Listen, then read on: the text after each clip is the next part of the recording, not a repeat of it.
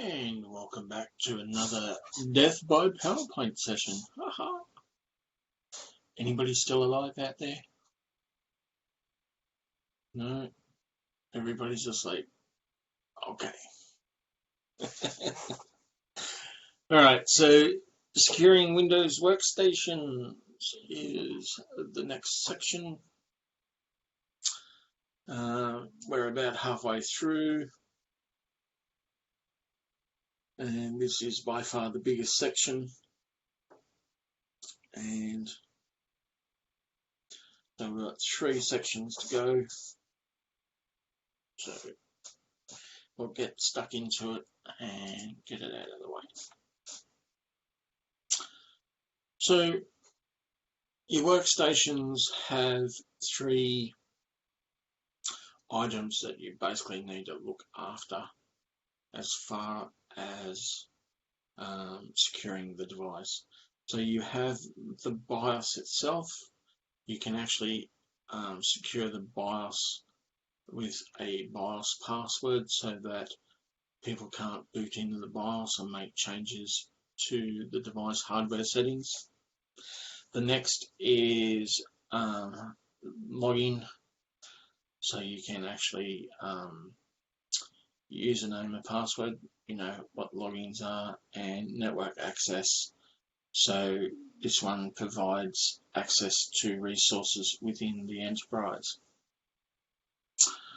So one of the things you should consider is physical security, again, with access to these machines. If you are open to the public, you should secure your devices down with a cable.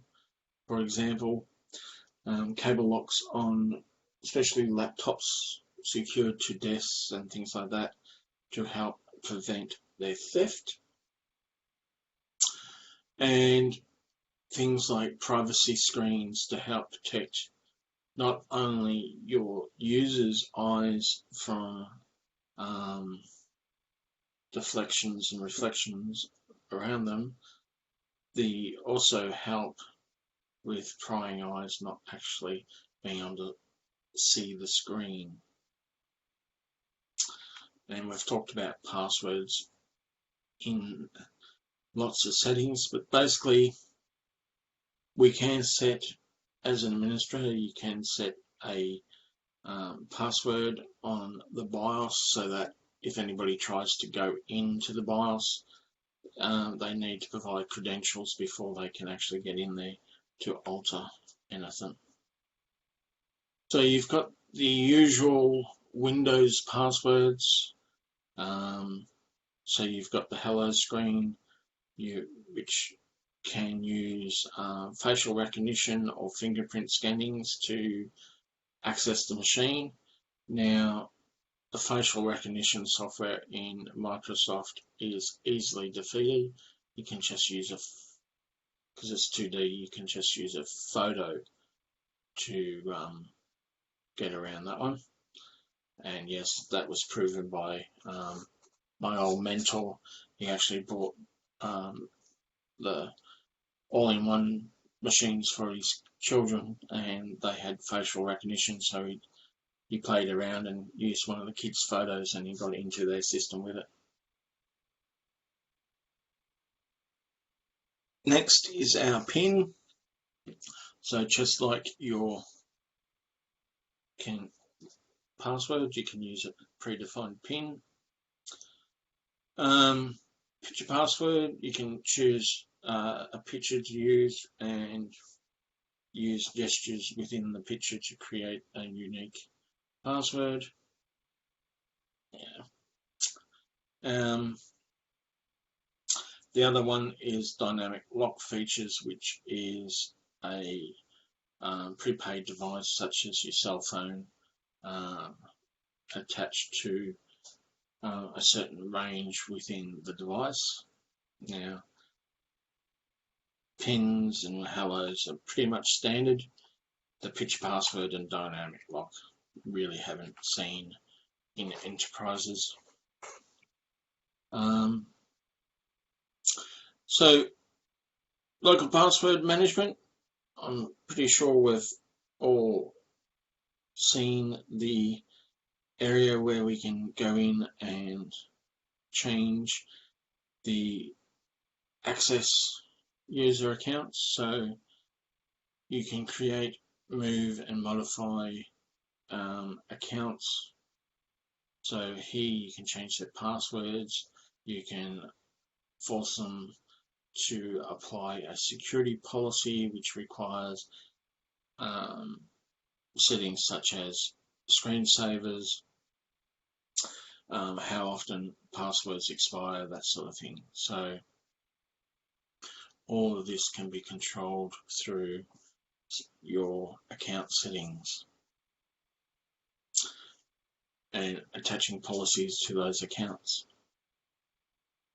So username and passwords, you need to have at least 8 characters in length. It's pretty standard now. You should have a variety of letters, numbers and symbols to make up your combination of characters used in your passwords. You should avoid names and things like that within. So there's options available for you to bolster what's acceptable as a password. You need to vary your passwords, as I've already mentioned. Don't use your same password across multiple accounts, because if somebody compromises one account, they get all of them. And you need to change your passwords on a regular basis, and this frequency is the bugbear. If you make it too frequent, people start writing down their passwords. You make it too long, and the chance of compromise is increased. Now, this is going back a few years ago now, but Microsoft and Cisco and that were using basically a 6-month rotation, forcing people to change at a minimum of 6 months. They found that doing it, some of the companies did it monthly, and all what that did was force people to write down a password somewhere. So it sort of defeats the purpose if it's that quick, and it forces people to record it somewhere so that it can remember what it is. Okay, so Windows is our most common operating system out there, still is, and Active Directory, which we're looking at this week in our server module, and we can use the rights within the domain security to apply our security policy out to the computers as they join, and these account policies are then automatically applied when the user logs into Windows. Standalone machines, you have to use a local security policy, which you can get to under administrative tools if it's Windows 7 and Vista. And if it's Windows 8 or 10, you just use setpol.msc and access it that way.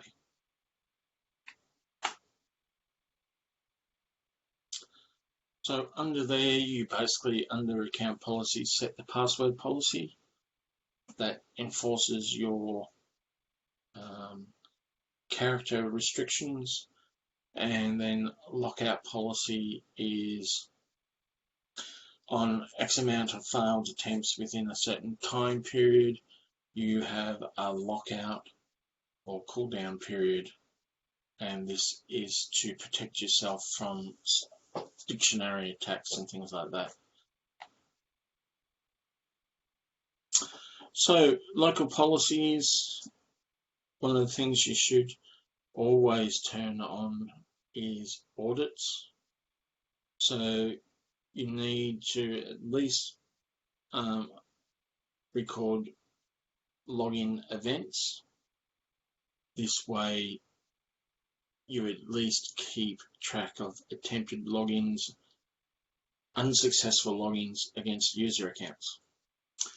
Basically, if somebody's account has been consistently locked out, and you look at the log and you can see a pattern of attack, and you know that somebody's user account has been, at least the username has been compromised, and somebody's trying to guess their password, so you can actually disable that user account and issue them with a new one, for example, or change their name, so you can take steps to mitigate the threat. Local security policies can be exported and copied across to other standalone machines. So you just take the action, export the list, and then take that file across to other machines and reverse the process by importing it across. User accounts need to be maintained. So when somebody leaves, they need to have that account disabled or erased, deleted, depending on the circumstances and the company's policies. In certain circumstances, you may want to have guest accounts where temporary users can gain access. So if you have an external guest that is staying within the firm for a couple of weeks, for example, you'll give them a guest account for them to use while they're there. Tracking login times, so you can record when a person logs in, doesn't log in, and you can also force a period where they are locked out of the systems, for example. Idle timeout and screen lock features should be set so that if the user is not active, it goes to a screen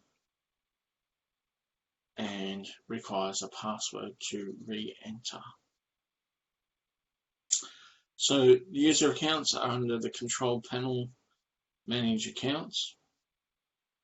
Hopefully you've all been there by now. So the next one there is local users and group management. So this is where we assign users to groups and we apply the access rights to the groups rather than individual users. This allows us to manage multiple users easily. We give the group the privileges rather than the individual users. And this is where that maintenance of accounts come into place. If a member is no longer part of a particular group, they don't need those rights anymore, they need to be removed from the group. Okay, so all there, double clicking, changing properties, adding members in, removing them, is all part of the users and managing groups. Alright, so when you go into the group, one of the actions you can create new groups or add accounts or users to the group, and part of the properties of the group will be the privilege levels that are assigned. Domain accounts are controlled via the domain controller, and Active Directory is basically where all the accounts and groups are stored, and their rights are pushed out to the machine when that user logs in, so they're given the appropriate level of access as defined by the controller. Firewalls are there to prevent traffic from entering or leaving a network, and accessing specific areas within the network is one of their functions as well. You can have them based on the actual host machine, such as Windows Defender. You can have various sizes of firewalls, and one of the things that you can have is a integrated service router or an adaptive security appliance if you're looking at Cisco's equipment, and they cater for small to medium businesses with a combined device. So basically, it's not just a firewall, it's a firewall and a router, a VPN terminal. There's all sorts of different services that those with the combined devices are given power to connect to. Firewalls can be software-based or hardware-based, and they help to prevent malware and cyber attacks against your devices. Now, if it's a software firewall, it's generally just going to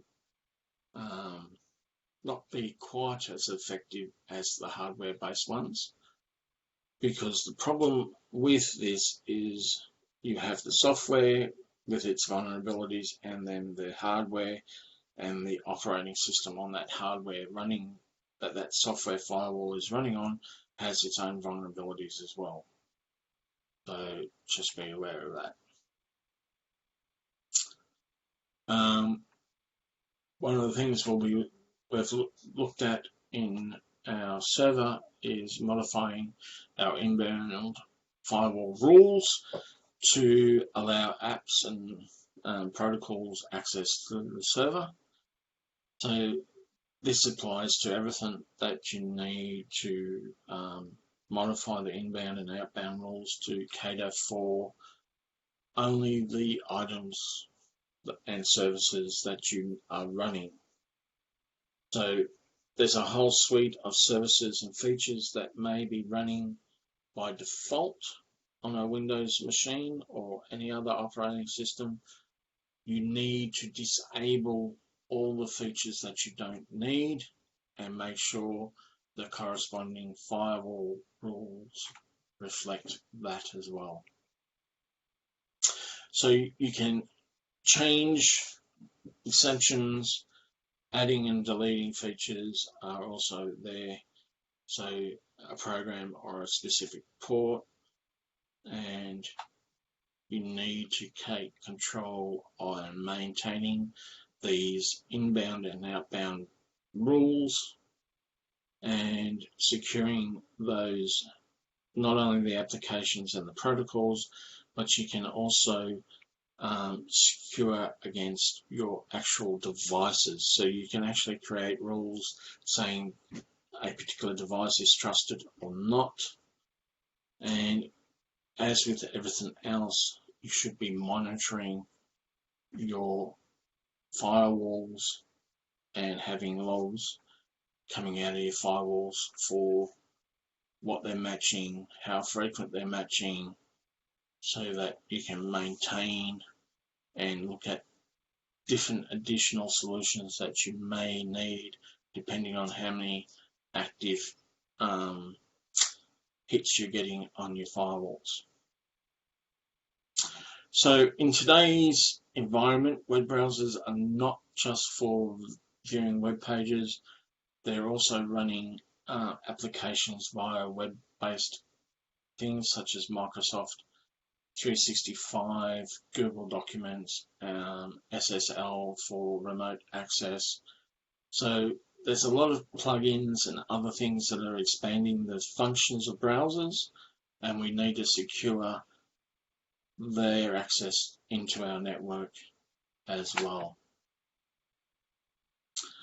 So some of the things you need to do to help improve your privacy and security with your web browsers is never save your passwords through your browser.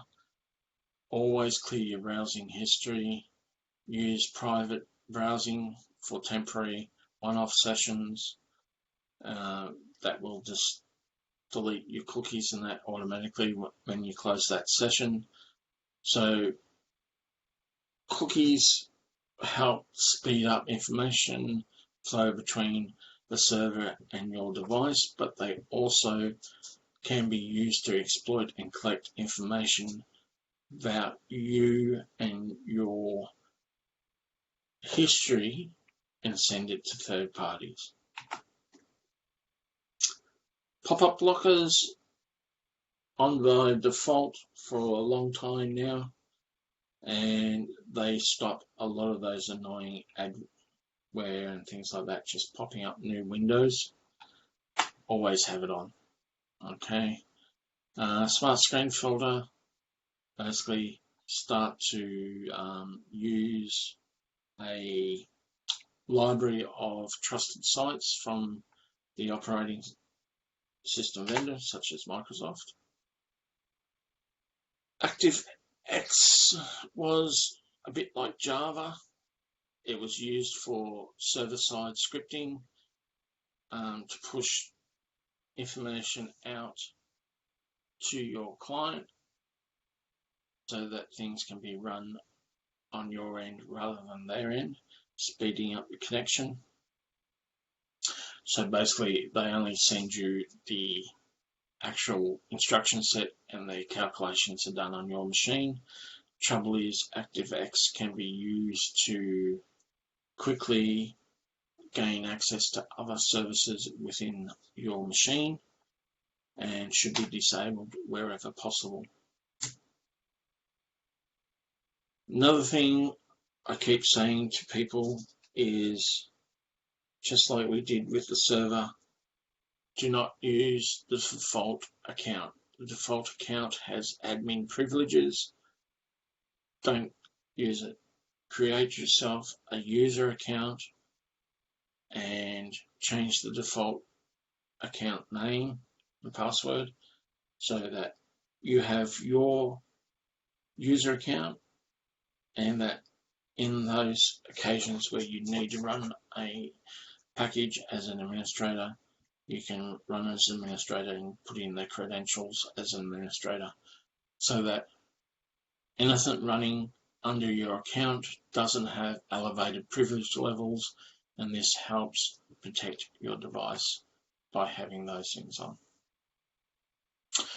Do not have autoplay on your CD player, DVD player, or even your USB plugins. The reason being, you don't know what's on that device when you plug it in. That autoplay could be running anything. You don't know what it's actually calling. So by you having it turned off, you get to control what's activated. All right. Operating system patches. I've said this a million times over the last term. So make sure your operating systems are patched with both the service packs and security patches. Microsoft generally does their updates on the second Tuesday of each month, unless it's an important one. So make sure you always accept those patches out. Time to take a breath. All right.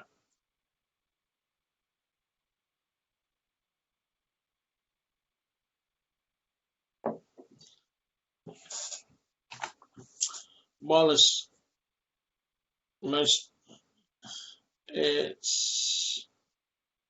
we've got about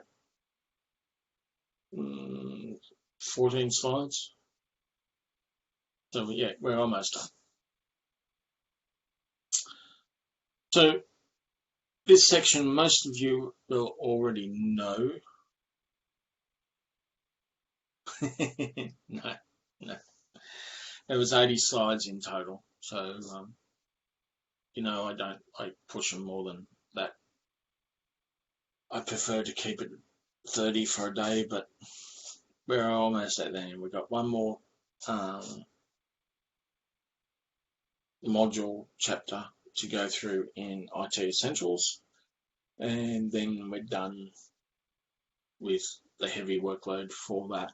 The rest of, there's a couple of units still to go as far as troubleshooting and that go, so we can just concentrate on the extra little bits of elements to knock out all the assessment tasks and make our lives on Mondays a simple breeze for Mondays for the rest of the term.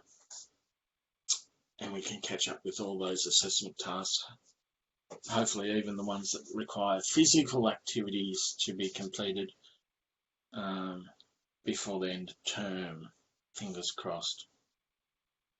Alright, so communications. Now this one's going to be about securing wireless devices, so a little bit of background about encoding and encryption keys and things like that, just to kick us off. So we basically need to make sure that the data being received hasn't been changed, and next we need to try to protect the actual message itself while it's in transit. So we use hashing, encoding, and encryption, be it symmetric or asymmetric, to do those two things. Hashing, encoding, or hashing basically is our check to make sure the message hasn't been changed during transit. So some of the most popular ones for hashing is MD5 and SHA. Now MD5 is the oldest one, SHA is the new one, relatively speaking. And basically what it is it provides us with a set of characters that is referred to as a hash. Yep. Basically the way that works, if my memory serves me correctly, is each coin has its own unique hash, and that's how they keep track of the coins. So yeah, you're basically mining the hash tag that corresponds to the coin, which is unique. Alright, so there's that. So the idea of the hash is that it's unique in that if the original message is changed, it will no longer correspond to the hash. Okay? Now, can that hash value actually be multiple messages? Yes, it can, because there's only a finite number of hash tags out there. It's a pretty big number, but it is finite. So basically, the principle is the fact that any particular message that would be slightly modified would not be able to get the same answer as the same tag. That's how it basically works. Can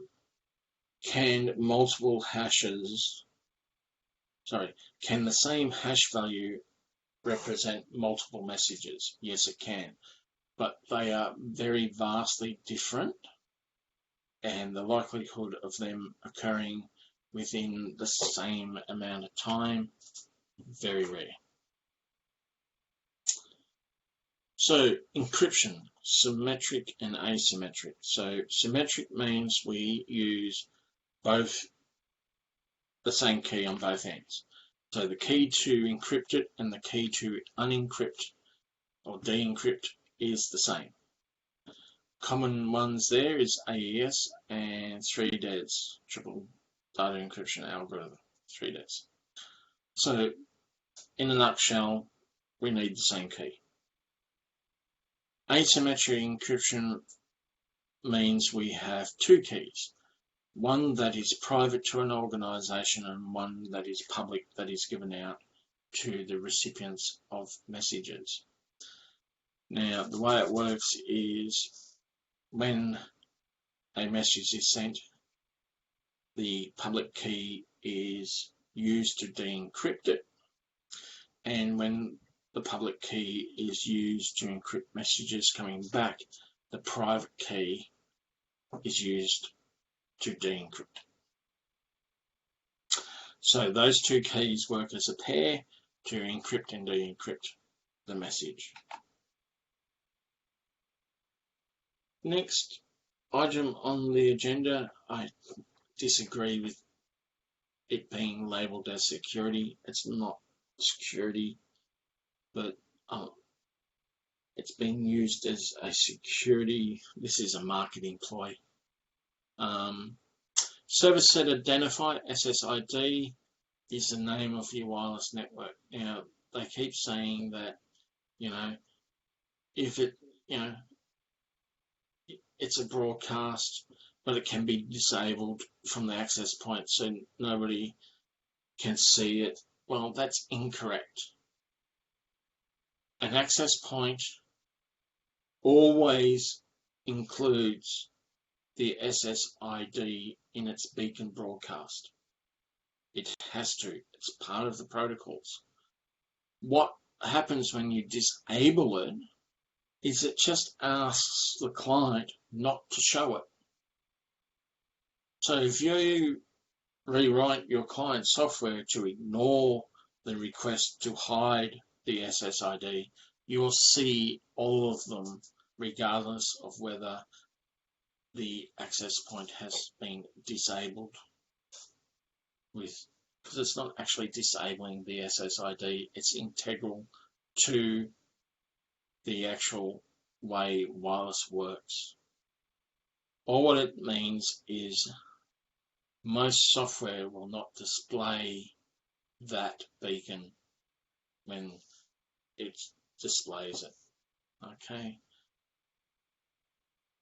This is why it says it can be intercepted in transit. No, it's not going to be intercepted in transit. It's always there. I really get it beat up me about this. They've been saying the same thing, and coming out of Cisco, they know better. It just annoys me that they haven't corrected that.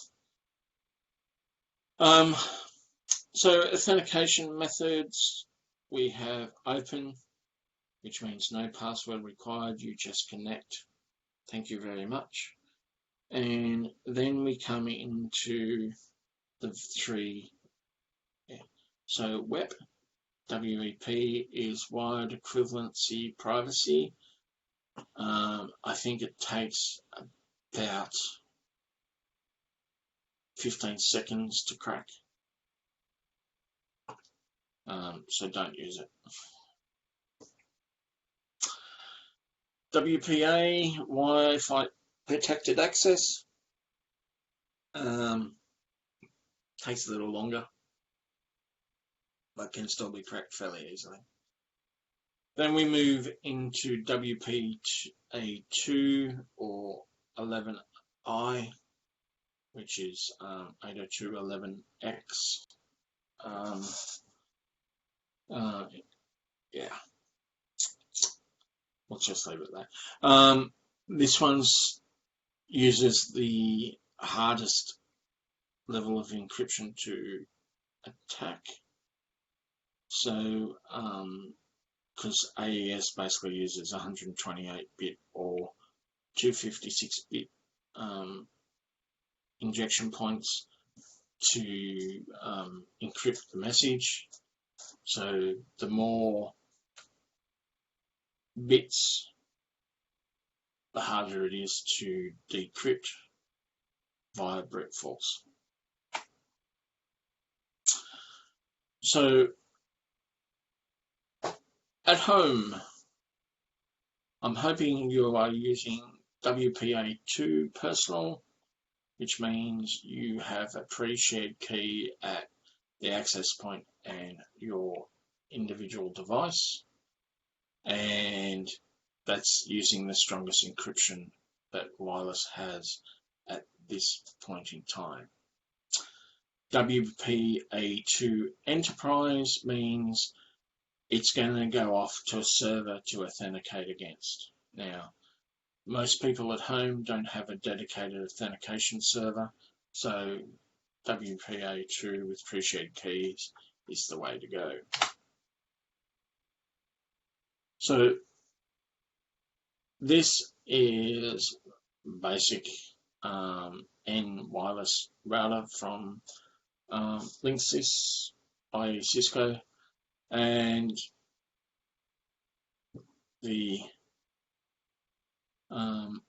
little button here means it's the automated WPS protector setup, which both devices need to have that functionality clicked on at the same time, and once it sort of gets together, you enter a pin on one end and it locks it in. Is this recommended to use? Most people don't, because you're not generally at the same locations. So most devices use pre-shared keys.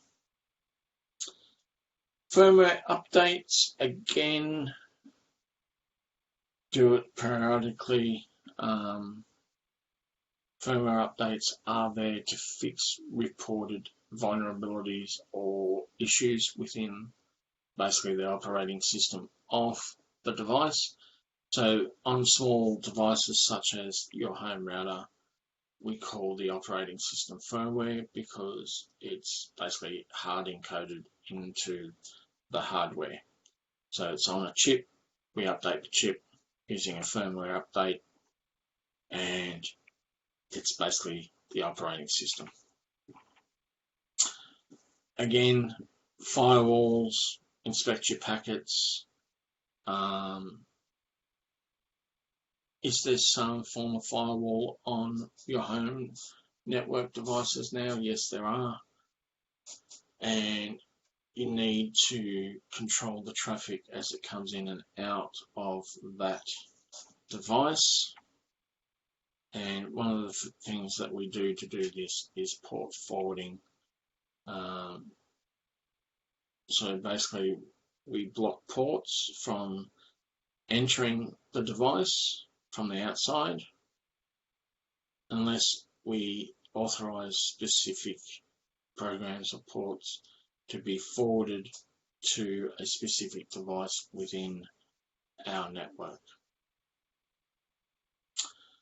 So port forwarding is often used in today's environment for streaming devices to download streams directly, hosting games.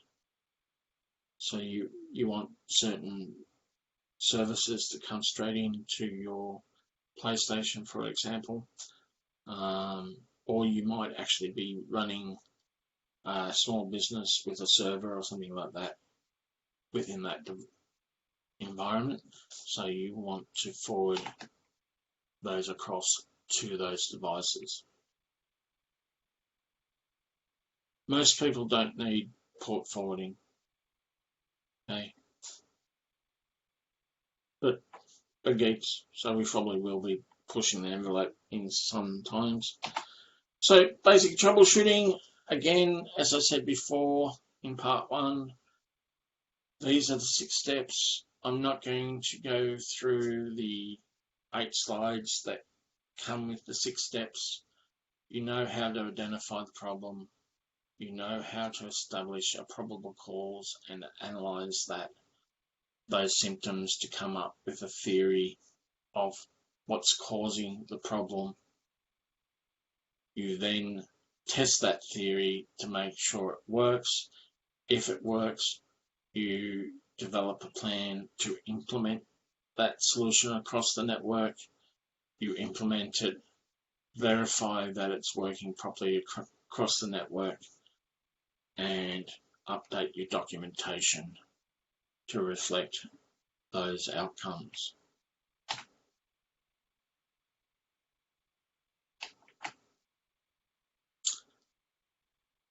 Alright, so we had a quick look at threats, and I do mean quick because that security course, introductory security course I told you about from the UK, certainly goes through security threats in more detail. This is a very brief introduction. So we identify the purpose of security procedures and protecting our equipment both in physical and logical means. In other words, both hardware and physical touching elements, okay, and logical, so software updates, logins and things like that. Wireless, we will come back to in greater detail. We actually have 4 weeks where we just play with setting up and tearing down wireless networks. So we'll come back to those in more detail. We can do that remotely using Packet Tracer, so there's no issue there. Everything we do can be done in Packet Tracer for that course. Troubleshooting, again, in the chapter there will be the usual 10-12 pages of, this is a common cause, drag and drop, all that sort of stuff. I'll leave it up to you to work your way through that material, because I can only show you the steps you need to develop the skills by doing. Okay, I can show you the procedures. You need to develop the skill set by doing, not something that you can actually teach. All right, so that's the end of chapter 13 of IT Essentials, and this will be the end of part B.